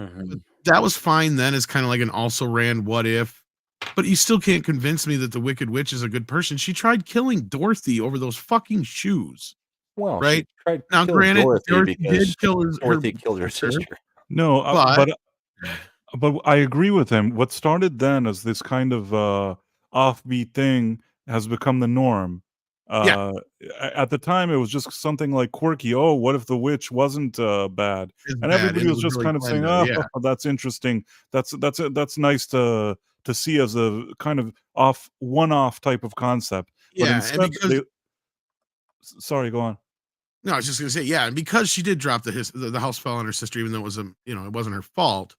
You can at least extrapolate from there what you're saying, Price. But that's all I was going to add. I'm sorry, I did not mean to interrupt you like that. Oh no, no worries. I'm just saying that they learned the wrong lesson from that whole situation. Much like with all the stuff that they learn the wrong lesson, they think, "Oh, this is good. Let's do more of this." Yeah, because the one that amped it up was Maleficent, and that's the one where I really have a hard time going. Yeah, you cannot convince me she's a good person. And then they really, really went to 11 with Cruella de Vil, and I'm like, wait a minute. There's no way you can convince me that there's anything in the world to give me a reason why Cruella de Vil should be seen as any sort of sympathetic character whatsoever. She is the most wretched, horrible, vile creature on earth. In fact, outside of maybe Freddy Krueger, like, I don't know if there's a worse maybe other slashers for that matter, just because they kill people. Like, I mean, I don't know if there's a worse villain in movie history, because the bitch literally just wants to make a coat out of puppies because she can and wants to, and wants an exotic coat. That's it. That is evil incarnate, kids. Like, I mean, like, come on, right? Like, there's even times where some people can justify killing a human being. But you tell me one time ever in the world, the history of the world, where you can justify killing a puppy. You don't. Exactly. You straight up don't. When I want exotic food? Yeah. I mean, unless even then, like, I just don't think I'd rather probably starve than kill a puppy. I'm sorry. But they also did the thing where they had either it was the younger versions of the villains or the villains' kids in high school being misunderstood. I mean, they've been doing this for a long time. Yeah, but yeah, Wicked modern thing, yeah. And that goes with my thing that I keep saying, and that, goes with most of these superhero type stories and a lot of these fairy tales, and that is, it used to be they understood that a hero is somebody that has something happen to him and they make sure it never happens to anybody again, or they have a call to action and they, live up to that need. A villain, on the other hand, is somebody who has something bad happen to him and they take him out on the rest of the world, or they just do something bad and because they are selfish or whatever. But that's the obvious easy one. But yeah, that to me is my favorite explanation of what makes the difference between a hero and a villain. It fundamentally shows what they don't understand is that, look, you are not justified in taking out your fucking aggression and vengeance on other people just because you feel like you were othered, right? Like, or something like that. And I've seen this amping up in movies and shows, right? I can give you a specific example. Been ramping up. Where, like, I mean, even stuff like Chucky, like I watched the Chucky series. For the first season, it was all right. I knew there was going to be some stuff in it that leaned into the LGBTQ stuff, but guess what? That was nothing new for the franchise. The creator of Chucky was openly gay since way back when. I knew this. First season was fine. Second season, they went over the deep end because they literally got Glenn and Glenda, who are now just two chicks. I think they're played by the same actress, actually, which is just weird because you could have even had fun with the whole idea that one was a girl and a boy, and then now the one that's a girl wants to be a boy, and the one that's a girl wants to be a like, that could have been funny. But no, they couldn't do that. Instead, they have it to where they're justifying those guys killing those ladies, killing other people because they misgendered one of them in one of the episodes. And it goes completely out the fucking rails. So it's like, are you really justifying that you should be able to kill somebody over this shit? Give me a fucking break. Words or violence. I know, right? Like, that to me is taking it to the 11 and then some. But that's the real world at this point. Yeah, I mean, it was you can lose your job for saying bro to somebody who's wouldn't not people a bro. kill each other over that right now? That's what I'm saying, though, CC. And the fact that they have that in there just boggles my mind, because I thought, Don Mancini was a little bit better than that, because even in the first season, he made a joke. He has a joke because, like, when the kid that is gay in the show reveals to Chucky that he's gay, he's like, yeah, I could tell, or something like that. He's like, what, you don't have a problem with that? He's like, yeah, I'm a murderer. I'm not a monster. Like, to me, that's a joke, because it's like, duh, what the fuck? Like, then at the other hand of it, though, it's like, then you play off that in the second season and it makes that totally irrelevant now as a joke, right? It actually literally makes it true that you believe that. It's like, no, Chucky is so psychotic that he could believe that's okay, right? Kind of like how Hannibal Lecter thinks it's justified eating people that he thinks are either rude or piss him off, right? Like, that's kind of his MO. Like, To me, that's Not- just kind of that makes his psychology work. Chucky, that's how his psychology works. To him, killing somebody is as easy as breathing, right? Mhm, So, like, mhm. yeah. But anyway, point being, I went off a bit of a rail there, but it's just No, I'm no, sick. no. Let it out, man. They don't understand heroes. They don't understand villains. Madam Web sounds like a fucking test, like one of these struggle sessions that these people make you go through in a way. But it's like just it It's doesn't even not. sound like over It's woke. it's just there. It really isn't woke. It's just It's just bad. bad, from what I Bad. hear. That's what It got me a little bit probably is curious. Is not. like, Probably not woke, but it's definitely it definitely came with a DEI quota to fill out positions and check boxes. yeah, because if it's just so incompetently made on a technical level, like, then there was nobody to do the check and balance here and just say this is really poorly made, and if it's like poorly filmed kind of thing, it doesn't even make the basic level of quality. Never mind the woke stuff, right? I don't I even mean, a know lot if of you can go other to the movies that we DEI that we check. don't like are at least competently filmed. And Right. I'm getting the impression here you're just saying that this is like not even on a most basic professional level. You know, like you know, Oh. when the boom mic is falling into the camera shot. You know? You've got 4 writers that are all TV series writers, right? Nobody has any experience writing a movie, and they wrote pretty crappy stuff. But I mean, the thing with it is, I don't even know if you can go with a DEI thing. Sure, there's a black chick, a Mexican chick, but there's 2 white chicks are the Two of them main were race 2. swaps. Two of them were race swaps. Okay, and then the partner Ben is white. I mean, the one black guy that dies is their boss, sure, but it's really not the woke like what we have come to know as the woke. What it I is don't think they that's woke, but it's clear they there's were DEI completely in it. incompetent at writing it, Mm-hmm. and they rewrote it who A knows lot. how many times, Mhm. and they tried to make a timeline work that cannot work. I mean, none of it. It's just crap. I mean, it's not something even it's apathetic towards. It's like, no, this is just so bad that it's not even funny. It's not like one of the movies that I would cover with Mad, where it's so bad that it's funny. It's just bad. I did find myself laughing at certain parts of the movie because I thought it was one of the worst things I'd ever seen. Not at a joke or a specific moment. I just kind of thought to myself, they failed at every aspect of this movie. And maybe somebody says a line that's so cringe or something. I did find myself laughing at a few moments, but Yeah, it's Tommy not like a Wiseau fun style. experience. It's not like it's so bad it's good. But I did find myself laughing at a few moments at how bad it is. Actually, the only thing that I found funny was when she was sitting at the baby shower telling everybody about how her mother died in childbirth at a baby shower. That was weird. I That was found that about the entirely only weird. thing that I was like, that's dark enough to actually be funny. But outside of that, there was not a chuckle from me. But that one, when they're like, tell me about your mother. Well, she died in childbirth. It was pretty horrific. That's fucking funny. Talking to the woman that's like 9 months pregnant across the seat from her that she has just met. Okay, The part that she was teaching them CPR, I think that's the part that I had like a really big laugh that like I was holding my stomach and getting dizzy because I already knew that it was like a planning and payoff that at some point it's so shoehorned into that scene.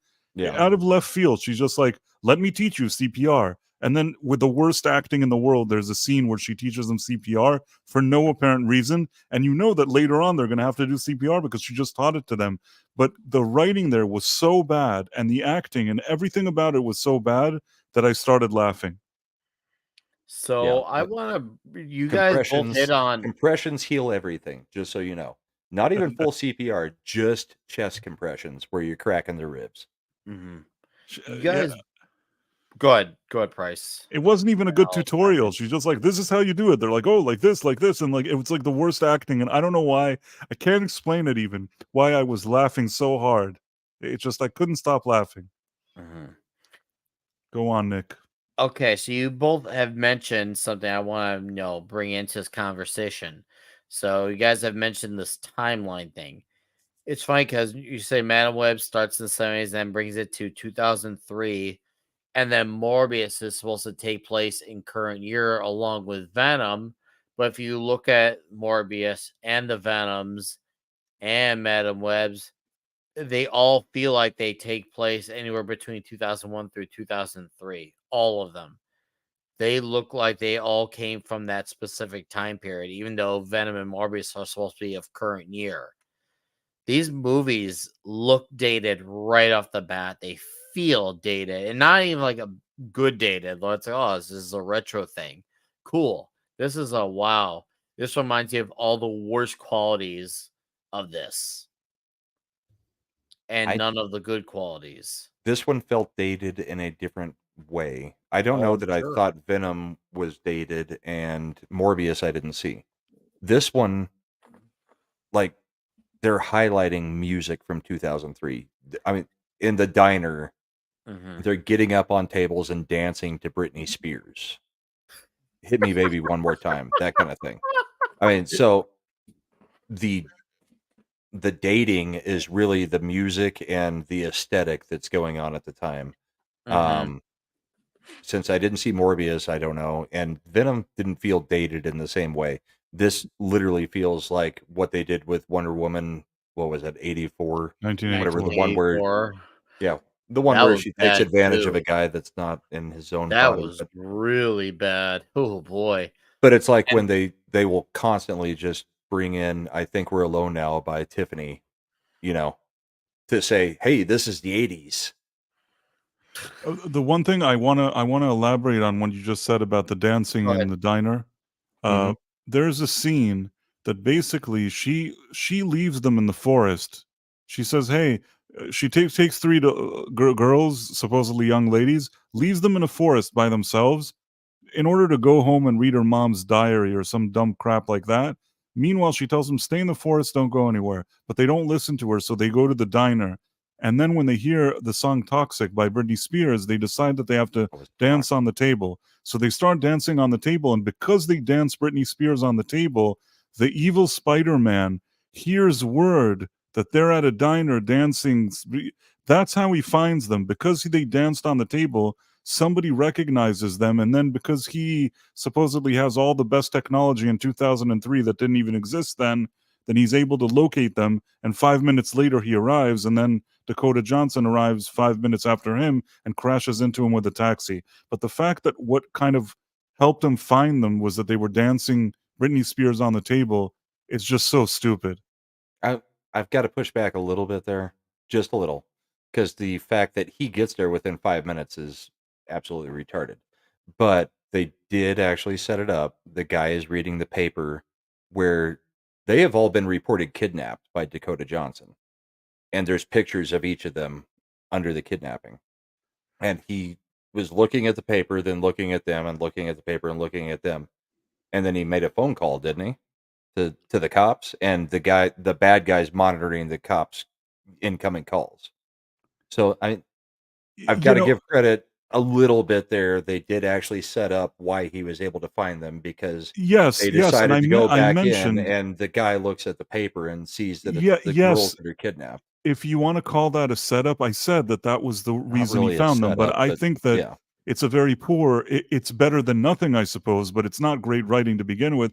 Not only that, the whole idea that she kidnapped them is weird because that Spider-Man was attacking cops and stuff inside that station, and there were witnesses that saw this guy doing stuff, and somehow they just say, well, you're the fugitive, you kidnapped them, and nobody even argues here.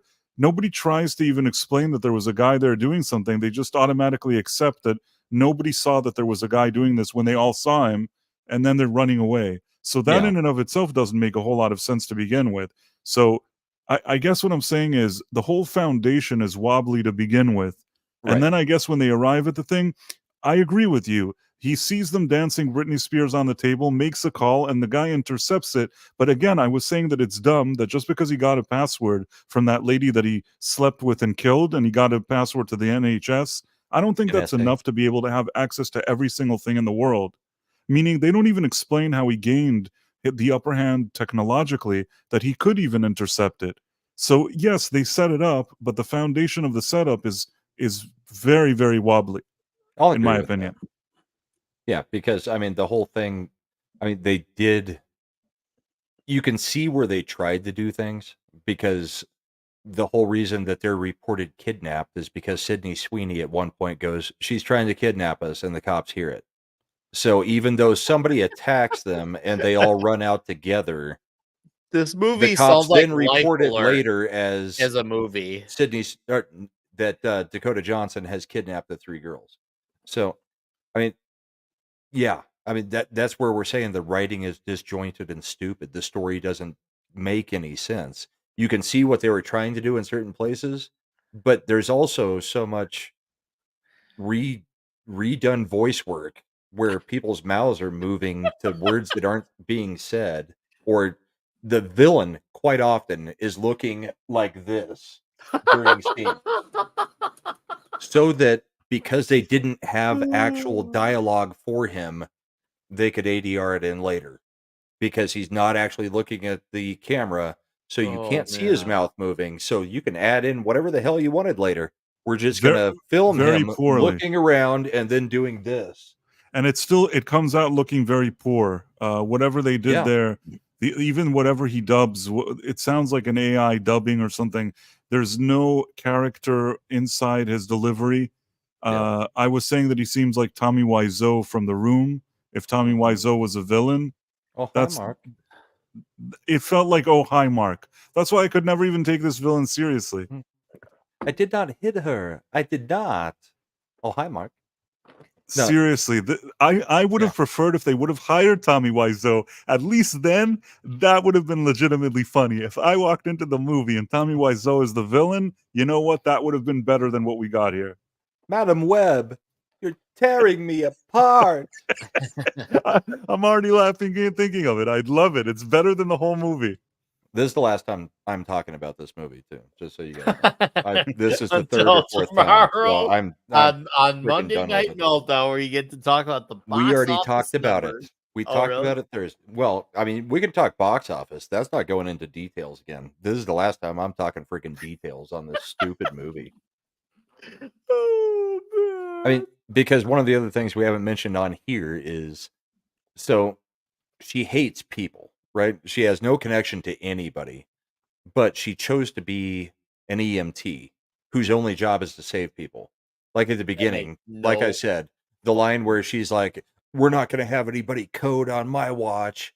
And then she gets him to the hospital by driving like a freaking maniac and almost hitting multiple people, including one of the girls that ends up becoming one of the 3 girls. Then they save the chick, and then the little brother comes and hands her a picture that he hand drew thanking her for saving the mom, right? And she looks at him and goes, "Yeah, give it to him. I didn't actually do anything."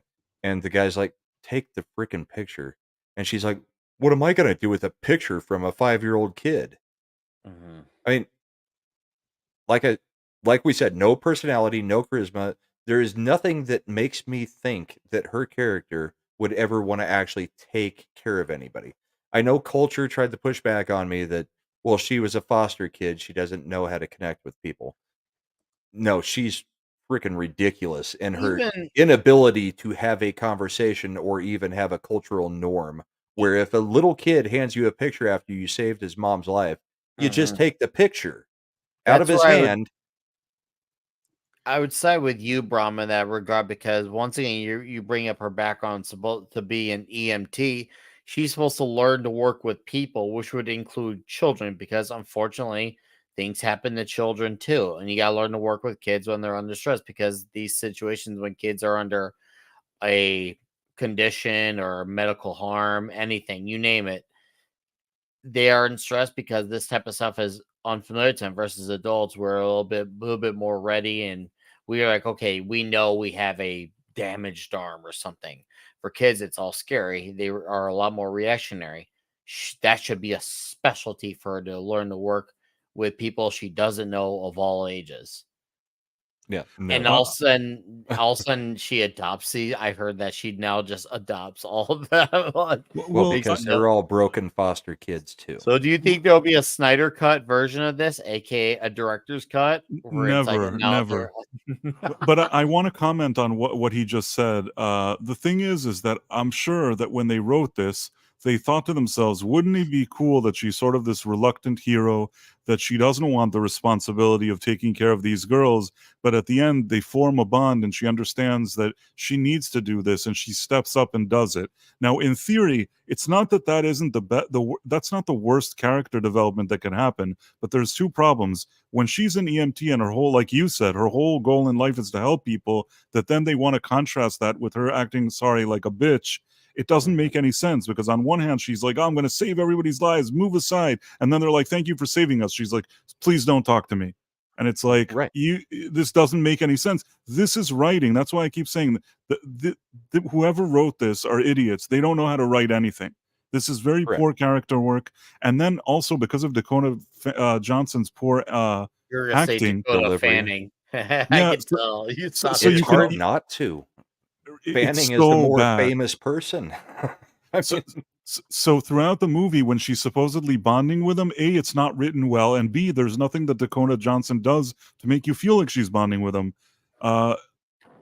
That's why a lot of this whole movie falls apart, and you never believe anything you're watching. But I still, I've seen stuff on the CW that has had more heart than this, and there's a lot of crap on the CW, and I'm still telling you, think of the worst the CW has to offer, and still maybe they had something a little more purpose than what we see in this movie. remember in Friends when they had, you watched Joey trying to act? Yes. This Yes, was I worse than agree. that. Yes, I agree with you. That's exactly what it is. Yeah. I'm not going to say any more on it. Trust us, it's that bad.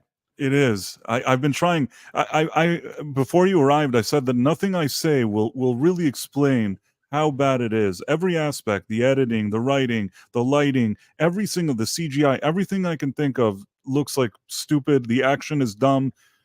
Nothing works. I can't think of one good thing about the movie. The only thing they could have done was made Final Destination with her character.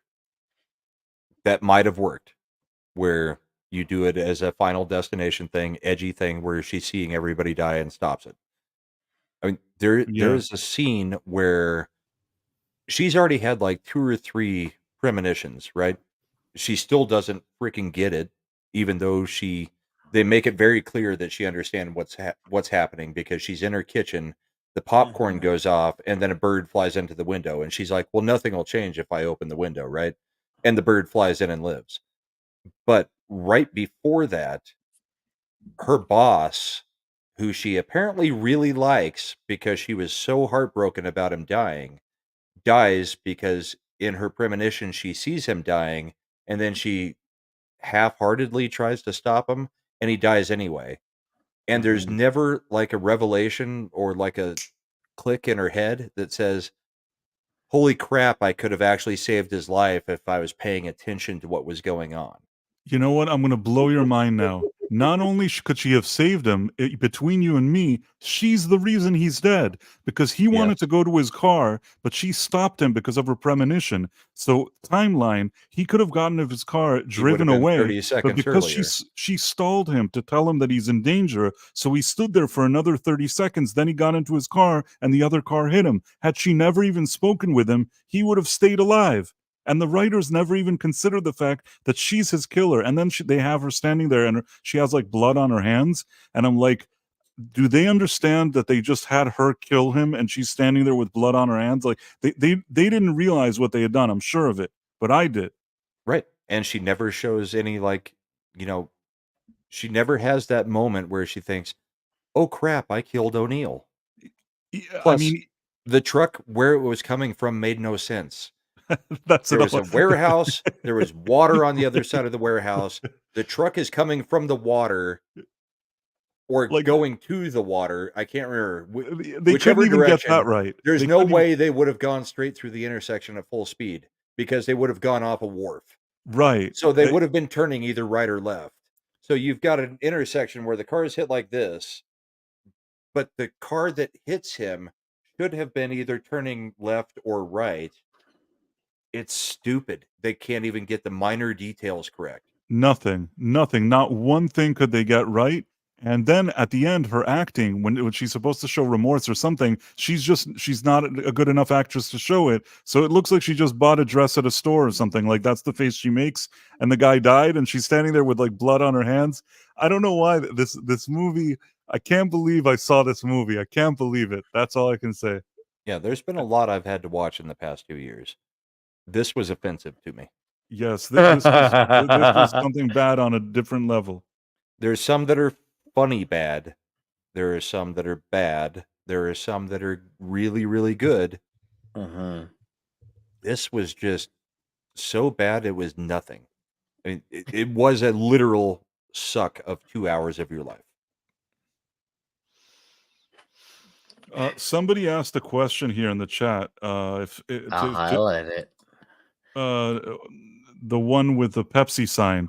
So basically, if there's what you were saying about the fireworks, for some reason in that factory with the fireworks at the end, there's a Pepsi sign on top of it, and it ends she kills the evil Spider-Man by dropping a Pepsi sign on him.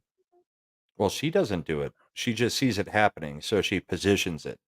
She has no ability to actually. She has no strength or anything to do anything except for position him to where what she saw in her vision as the Pepsi, the S in the Pepsi, is about to collapse because of all the fireworks exploding. And anyhow, she maneuvers it. The bottom line is that through her whatever it is that she does, her manipulation. Yes, she manages to make it so the Pepsi sign falls on him, and that's how he dies. But I think that this factory, they just put that Pepsi sign there. I don't think it's really anything with Queens or anything. I think that it could be, because if he's saying it was 200 feet from the river in the East River in Queens, that's about where that building is. Yeah, it could be. It could be. You know what? I take it back. Maybe they thought about it, but I don't know. It doesn't even. I guess it's irrelevant to this movie one way or another. The really dumb part is we've seen this Spider-Man guy, right? You know, jumping off of buildings, landing, doing superhero landing all over the place, climbing on walls, climbing on ceilings, doing whatever he wants. So what happens is, like, she manipulates it to where he ends up falling, and he's screaming like he's going to die from this 2 or 3 story fall, even though we've seen him jumping off of buildings and doing all kinds of crap. So then he hits the ground and acts like he's, seriously hurt, even though based on what we've seen in the movie, it shouldn't hurt him at all. Right. And then the sign falls off of him, or falls onto him, and that's when he dies. Yeah, even that, I think he would be able to survive, or his spidey sense, he could move or something, but... Based on what we saw, yeah. Yeah, I mean, they make him kind of like a Spider-Man, so why wouldn't he have the powers to avoid this? But, again, once you reach that point in the movie, you're so kind of... There's nothing to say at that point anymore. I mean, what are you even looking at that point? And Oren, he does not have the same abilities as Spider-Man. He can climb and crawl on things probably better than Spider-Man, and he can inject venom through his skin. But he cannot shoot webs. It does not appear that he technically has super strength. But they needed a suit that people recognize. Slightly enhanced strength, and there's nothing that says that he has a spidey sense. So it's a different move set than actual Spider-Man. But yeah, the things what ended up taking him out doesn't feel like that should have been what took him out, based on what we saw earlier in the movie. The sign, yes. If he doesn't have super strength, the sign should have killed him. But the fall should not have put him into a position where he couldn't have just scrambled out of the way. Right. This has been quite something to listen to. And to think that we got Kraven the Hunter coming out later this year, and I know you, Bryce, you think this won't be anywhere as bad. I'm gonna be there for Kraven the Hunter, though. I'm very curious to see what they do, but I just feel like they can't outdo themselves. They can't do worse than this. I think you might be. They're gonna want to say, is that a threat or is that a promise? I'm just Let, saying. let me address one other thing. Yeah, Oren, you're correct. He was tossing people around like rag dolls. I think he has enhanced strength. I don't think he has super strength. Because he was also doing like jump kicks off of the subway walls and off of the ceilings and all that kind of stuff. So it wasn't. I don't think they ever expressly said that he has any kind of super strength. He may have had some enhanced human strength, just like the spider people down in Peru did. I could be wrong. That's on that's on how a I more, interpreted it. on a more business level, I just wanted to say that the lady that directed this movie, her track record was that I don't think has directed. Show. She didn't direct any real movies before. She was a gun for hire on a few series. The only big project she had is that the HBO let her direct a pilot for Game of Thrones, which cost them $30 million, that starred Naomi Watts. And when Yeah. HBO saw the pilot that she filmed for $30 million, they canceled the show and decided that they never want to see the show or her again. So why is this woman then directing an $80 million movie? Talk about failing upwards. She already ruined $30 million for somebody. How is the next logical step is that they give her $80 million for a feature film? She couldn't pull off the first thing. And the people that wrote it are the ones that wrote Morbius and the Power Rangers in 2017. Not exactly people with any kind of pedigree. So what did you think that would happen? A lady that flushed $30 million dollars down the toilet and two guys that couldn't write their way out of a paper bag, they're doing this movie for $80 million? And yeah, I misspoke earlier. It's her who had no experience in movies. She had experience in TV shows. The writers did do movies, but That like sucked. the average rating was like a 4.2. Right. Nothing to write home about. They're the type of writers that somebody should say, well, they'll never work again. And it's a team of writers. It's two guys that have done the exact same credits. If you They're look a at duo. IMDb. You need a special duo to do Morbius and Power Rangers 2017 to make in this movie. 4.2 average. Yeah. Like Lennon McCartney, you have like these two clowns that the Lennon McCartney of crappy movie writing. And then the thing is, she helped them with the writing. They're a trio here. The one that lost the $30 million for HBO, she also and directed the movie. She helped the duo with the writing. So the screenplay, all three of them are credited for this fine piece of work. Let's, you know what? We got a few more minutes. Why don't we go look at the credentials of Craven the Hunter? Let's take a look here. We got 100 people still here. Thank you, by the way. We do appreciate that. Let's look at these credentials together. All right. Let's You guys interact. start. with our I'll be right audience. back. Yeah. So okay, we got J.C. Candor directing Craven the Hunter. The name of the guy that wrote the screenplay, I'm already laughing. Oh, look, let's see here. Do you see the name that I'm looking at? His name is Richard Wank. His name's Richard Wank. Which is like Dick Wank. I'm sorry, this is funny. Come on, this is funny. I must be missing something here. And maybe I am, but anyways, let's see here. Executive producer, producer, executive producer. Everything is super low score minus a most violent year, which is a producer role. And everything he has directorial is upcoming. TV series, pre-production, and then big budget movie. I just sent you a link. Click on that link that I just sent you and tell me if his name isn't Dick Wank. Okay. For Craven? Yes, click on the link that I sent you in the private chat. The wiki. Yes, look, because it says who wrote the screenplay immediately. So this on the right, and this thing just gave me a good laugh. Okay. Let me go back to the screenplay of a writer. Richard.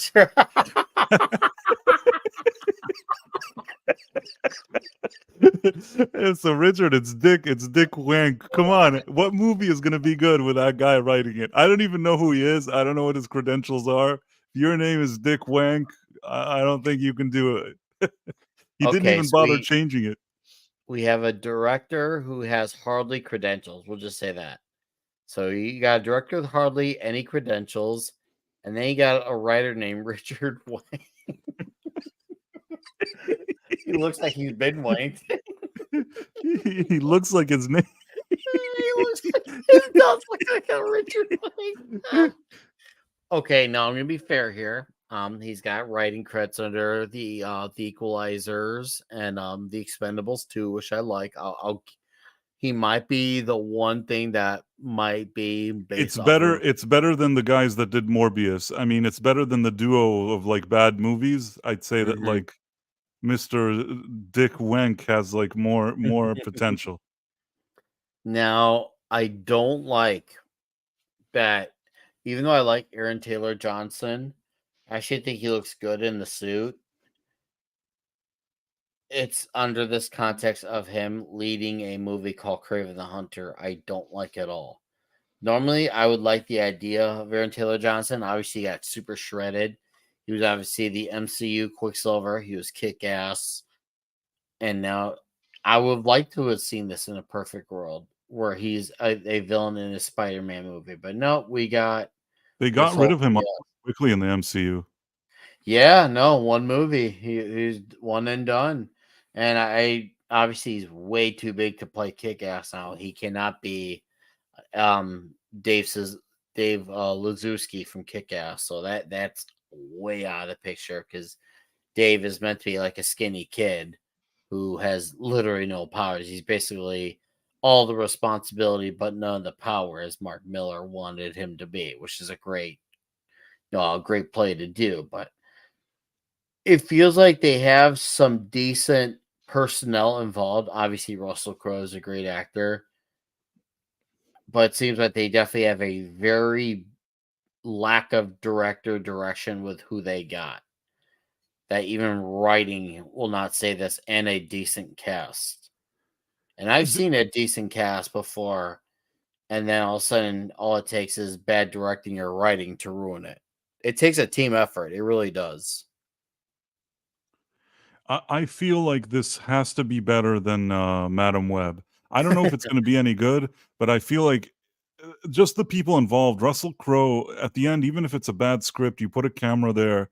He's a good actor. He'll give something. Even if let's say I gave Madam Web a 1 point out of 100, this even if it's bad is not going to get 1 point out of 100. I feel like if this is terrible, it'll get 30 or 40 out of 100. But to give 1 point out of 100, it means that it's really terrible, and I don't think this will be that bad.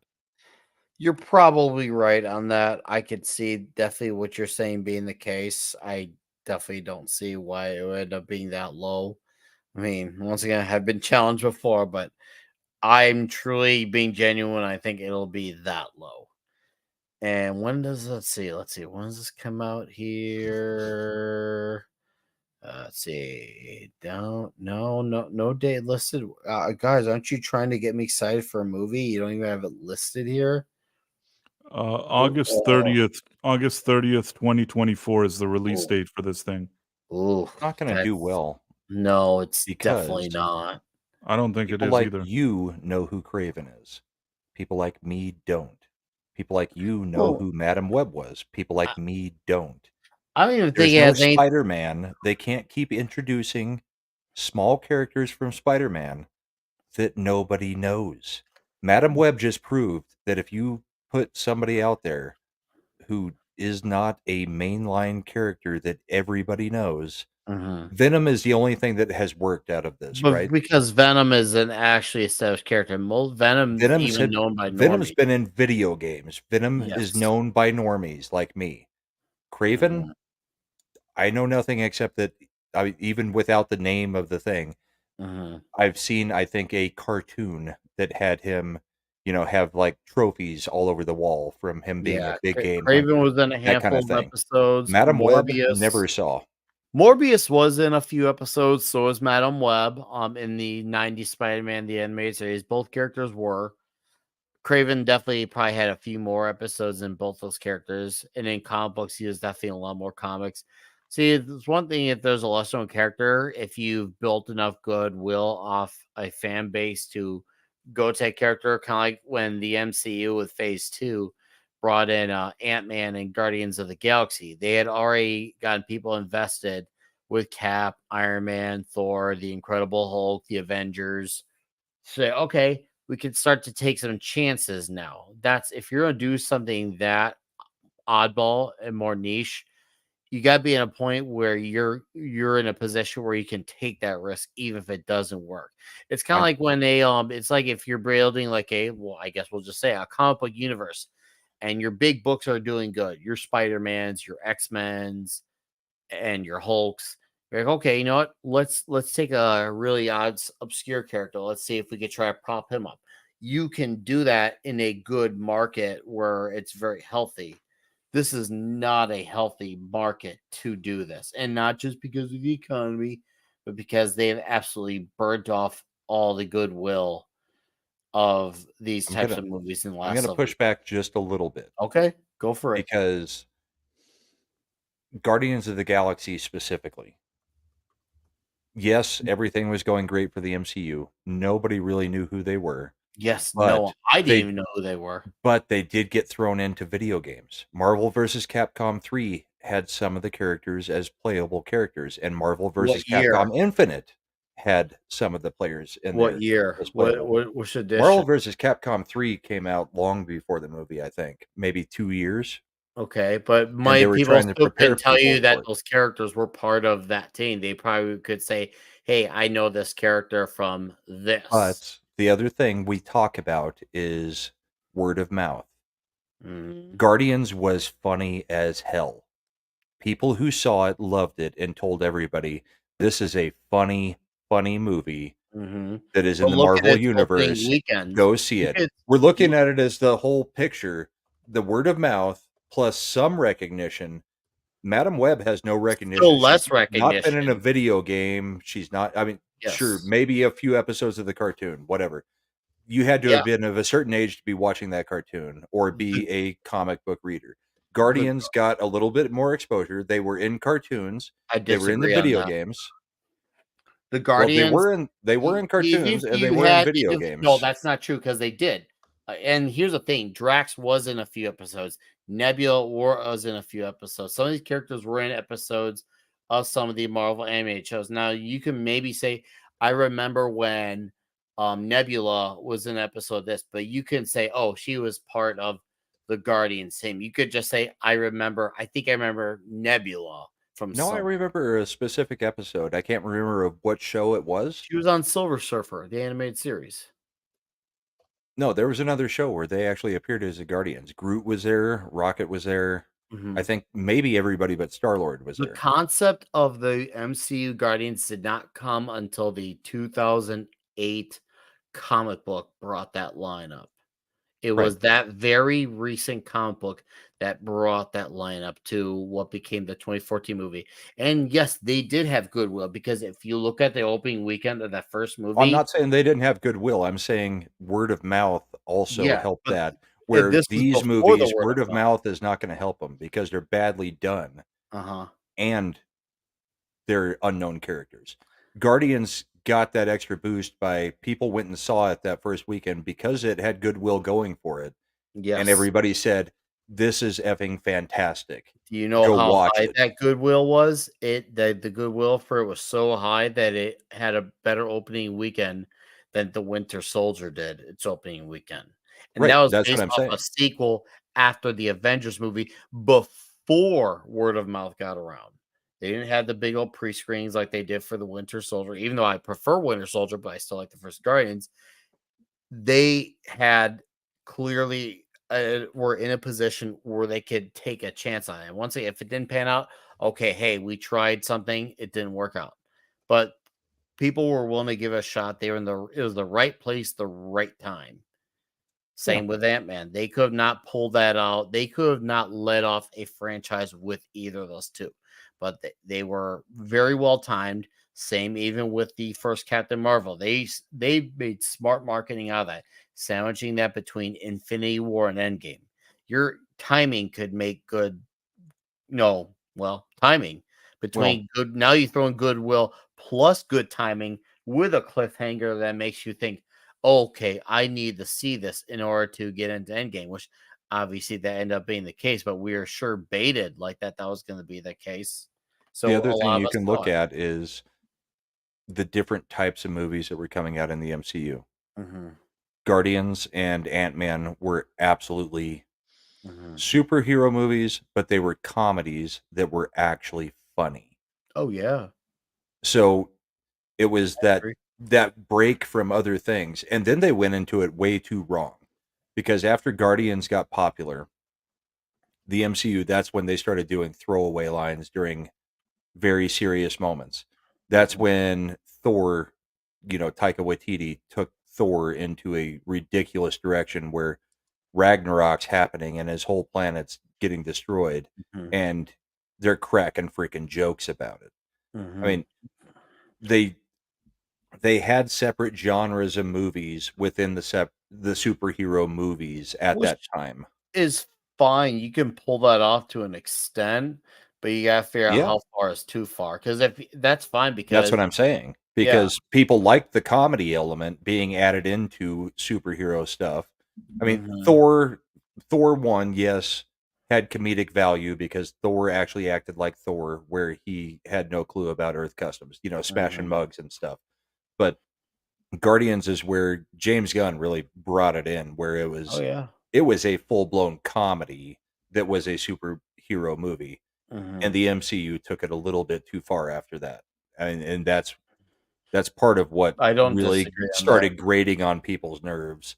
But the fact that Ant-Man and Guardians of the Galaxy were both kind of the first comedies, like I said, you could include Thor, but they were the first comedies within the genre, like a subgenre that was comedy of superheroes, that also could bring people in, because people were like, oh yeah, it's like we're getting a comedy movie that is part of this other story that we've been watching for the last 7 or 8 years, whatever it's been. So they had a lot of things working for them. Like you said, the timing, that was the time to bring the comedy in, because yeah, you already had the serious crap, you already had the sad crap, and then they bring in the comedy crap, and then now you've got the superhero that is a serious thing, a sad thing, some comedy things. Now we bring all these people together. That's what worked for them.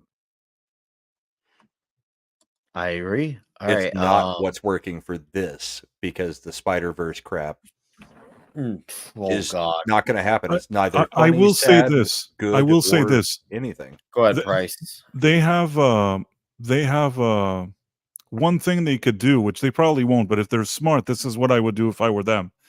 I would, because there's so many normies out there that don't even know what Kraven the Hunter is, I would not even mention Spider-Man or anything. I'd just say, look, not even superhero. I'd just say, look, this is a cool movie, escapist, interesting movie. Show a good trailer, show a guy ripped that looks like he's beating people up, show Russell Crowe, and maybe a few people will just go see it not really knowing any better.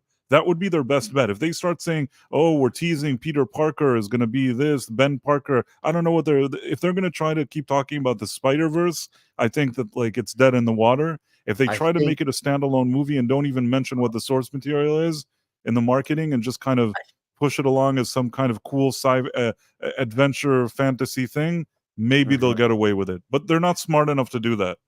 They're not smart enough to do that. Also, I don't know if they have it in them to pull that type of thing off. I really don't think that they do, because they don't feel like they can push anything that doesn't have a built-in audience. And even if you did promote it that way, you're gonna have comic fans, me, ... that are gonna say, "Hey, what are you doing leading up with this Craven in name only thing?" Because that's what guys like me would say. What are you doing here? You're pretending like this whole material doesn't exist.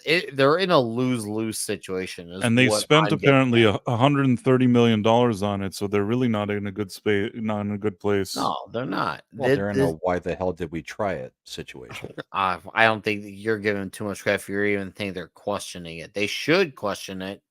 They should, but I don't think they are, because as you mentioned at the beginning of the show, Brahma, their ideology is their religion, and they should be questioning why they're doing this, but they probably aren't, because they have investors and people that can fall back on for their failure. So unless those investors start shaping up, which I don't know if that will or will not happen, who knows, man? Who freaking knows? But Dudes, I We hate talked saying way this. too much about freaking Madam Web. It made for an entertaining conversation. Almost our Apparently entire people crowd stuck around stuck watching. around here. So, which I thank you all for doing. I gotta acknowledge 2 direct donations from Mr. Joe's Atmosphere, and you know what? This one's for the patriarch.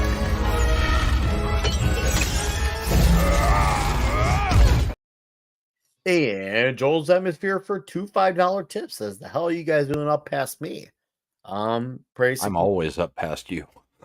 You're always up past me. Culture Casino couldn't do a show tonight, and we're filling in the void for Culture Casino. Guys, since we have plenty of you in the chat, since I have a lot of you, next Sunday night at the time Midnight's Edge will be going, aka Meet After Dark, for the shit list. We're gonna be doing a show on here at that time during the shit list, and that'll be before Culture Show.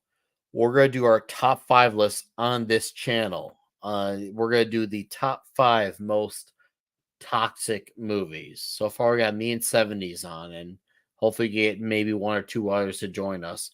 And we'll kill off time till Culture Casino has his late night culture show, basically. So we're filling a void for Culture tonight. Next week we'll fill in a void for Tom so we can go see Dune 2. And yeah, that sums that up there. Joe, thank you for the 2 $5. I'm assuming that was a mistake judging by your comment. But thank you anyways for that. I do appreciate it. Guys, it's been good. It's been fun. It's almost 2 a.m. out by me, and I know for some of you guys it's almost 3. I thank you all for being here. The fact that there's this much of a crowd and it's stuck around for a conversation of Madam Web is mind-blowing, but I thank you. Six, thank you for the super chat earlier. And Daryl Brewer for becoming a member. And I thank a lot of you who are new to coming on and hanging out on this channel for checking out the channel and subbing. It is nice to see. Yes, I am. That's what I do best. It's almost 9 here. Oh, you must be a narcotic. Oh, we'll next Sunday, man. Yeah, happy that we were able to bring a great show. Luckily, a Price of Reason here. Brahma, Tom, and Cece, who went to bed. Thanks for being here, gentlemen. Before I have these gentlemen plug their plugs on the way out, I'll tell you guys my plugs. Toxic Tuesday. This Tuesday night, we'll be talking Flash Gordon. Friday night, we'll be doing the Comic Shop Talk. And if you're a G.I. Joe fan, I'll be talking Cobra Commander with Ironcaster and Aaron Sparrow this week. And of course, you can find me Tuesday and Thursday at Midnight's Edge After Dark and Comics Divisions Thursday Night Throwdown. So that's what's come on my side. I will let Brahma Bull plug his plugs on the way out. Yeah, tomorrow we got Monday Night Meltdown. Tuesday I've got Party Animals. Wednesday I'm on the we've got Yelling at Parked Cars on Comics Division's channel, and then I am on the Midweek Hump After Show. Thursday we've got Thursday Night Throwdown. Friday I'm on Ascendant Art, and then me and Matt and the boys do What the Flick recording that may or may not come out. Saturday on my channel, Bourbon and Boarding. And then Sunday we do this all again. So I've gotten to the point where I do not have a night off anymore, and I don't know if that's good or bad. But yeah, check Tuesday nights I do stuff on my channel. Saturday nights I do stuff on my channel. So check them out. Thank you. No, thanks for being here, Brahma. It's been good to hang out with you, man. Cheers to you, sir. Have a great evening. And now, last but not least, Price of Reason. Well, if you feel like it, I really like the review I did. It's been getting some views. So if you feel like watching my Madam Web review, I think it really explains well even little details that we didn't discuss here. So it's on my channel. As for streams, Tuesday and Thursday, I should be on Midnight's Edge After Dark. And then on Thursday night on my live channel, which is a separate thing, I do this kind of Quantum Leap, classic Quantum Leap rewatch with Script Doctor and a few other people. That we have this kind of thing that we do every week where we watch old episodes of Quantum Leap. So I recommend that if anybody likes that show. Oh, all right. Thanks for. Hell, I'm gonna have to still watch your video. I'm gonna put down my watch later to watch in the morning, sir. I'm curious to see what you had to say that you didn't say on here. I think that like I also show things and I use little clips. It's a much better explanation there because it's just kind of it's concise and it really goes through all the points. But I think I went over a lot of it here, but I still think that it's a different experience if you actually watch the video. Okay. I'm gonna watch your video, sir. Thank you for letting me know. I do appreciate that. And thanks for hanging out here. Always love having you on here, hang out on the channel. I'll see you later this week. Well, Tuesday and Thursday. You have a great night and next few days until I see you again. And also I'm 1,899 subs, so one more person One sub. more. Well, somebody's got a sub. We got to bring them up to the what is it, 1900? What? Yeah, just 1,900. Just that one. Just that Maybe one. more than one because sometimes YouTube suddenly removes one and you don't know why. That's true. I don't know if that ever happens to anybody else, but sometimes I look and it suddenly one disappeared. It's every time you get to a milestone, they go and look at how many bots have actually subbed to you. Ah, So you hit 100-degree, and they will then be like, "Nope, we know that these 12 are bots," and you're back at Thanks, 6. 88. Thank you. Thank you. Brahmabil, it's a pleasure. I don't often stream with you, but it was nice we had this conversation. Yeah, I had fun tonight. You guys and had a great yeah, conversation about this. It was we'll great. stream some more on Tom's channel. I'm a sometimes guest on Tom's channel because it's a little bit early for me, and I've got a family and a wife. So I it's understand. like, I'm yeah, I sure. can get cultures, but Tom's is sometimes hard to hit. I'm sure we'll run into each other again somewhere. Absolutely. Mm-hmm. All right, dudes. It's been good. Chat, thank you again. You all go get some rest. I know some of you are in our parts of the world. You're waking up, but for the rest of you, thank you. I'm gonna finish off my whiskey and knock out faceplant. Good night, everybody. Good night. Thank you. What whiskey?